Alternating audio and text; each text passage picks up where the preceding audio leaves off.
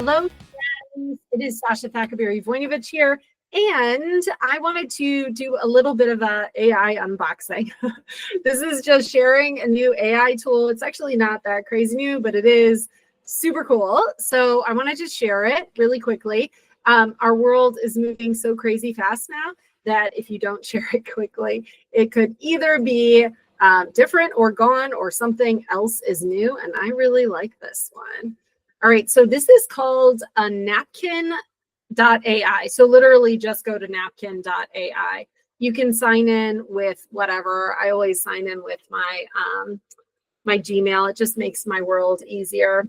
And then once you sign into it, it does this really cool thing. It says it's beta, but it provides options for visualizations for things. It'll also generate like content like this. I was looking at content.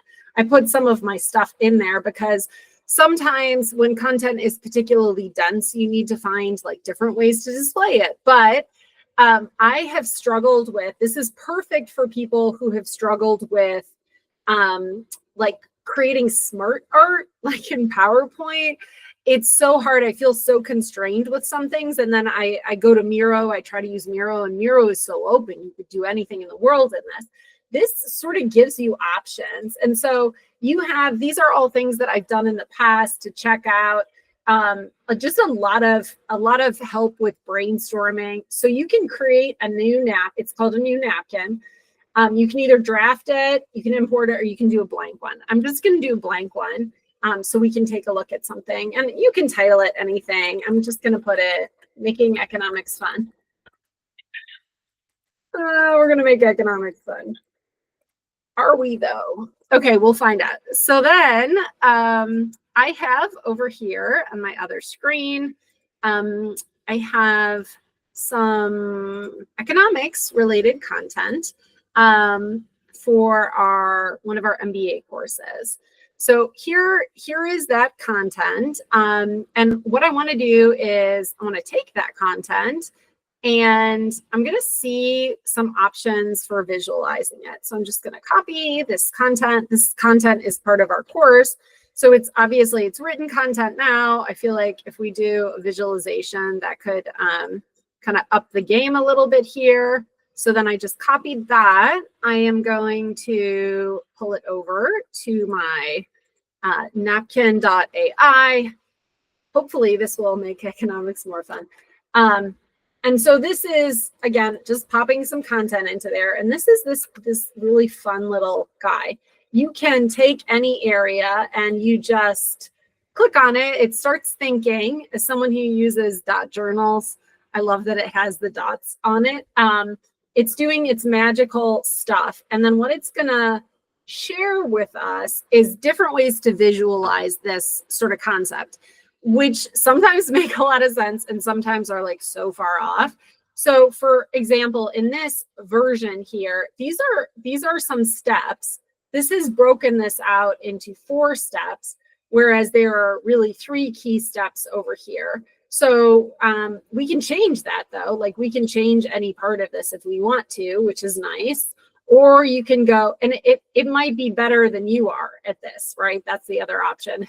It might have thought of different options. And you can change anything on this. You can change the style, or you can export it just as an image. And then you can try different versions of this, right? So I just picked one that time, but it's going to think again. It's going to generate another one. And so I'm going to have multiple ones here that I can take a look at. It comes up with some really cool things sometimes. So you can see that it really came to a very similar set of conclusions, but used different words, which is sort of cool. And these are these steps. And again, it broke it down into 4, whereas we have 3. So here we have quantify and compare, explain changes, formulate evidence. And they sort of broke it down a little bit differently. So here are the steps. You can change the style of this as well if you want to. And just like they have other options, which are a lot of fun here too. So you can change the colors as well. It's a super fun tool. And then like if you just wanted to do one part of it, you can do whatever component of your content that you want. It'll just keep giving you options. I actually didn't particularly like either of those options. I felt like these weren't really very aligned with what we're doing. This is, wait a minute, I jumped around in this. Let me try this again. I moved too fast. So here, if you look at the description that we're doing, it's just about comparing metrics, but this thing is coming up with like 4 micro steps within it. And if you look here, it actually sort of matches this pretty well. It says like gathering the data, quantitatively compare them, create interactive dashboards. So these are, it gives you just a ton of options that you can look for, but it does it in relationships. So this may be a timeline, right? It doesn't really know.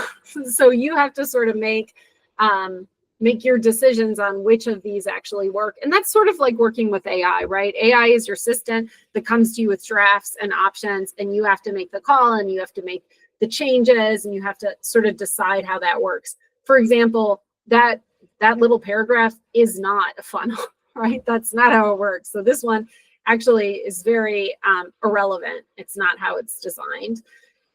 You could, I suppose, do it something like that. So you can pick whatever.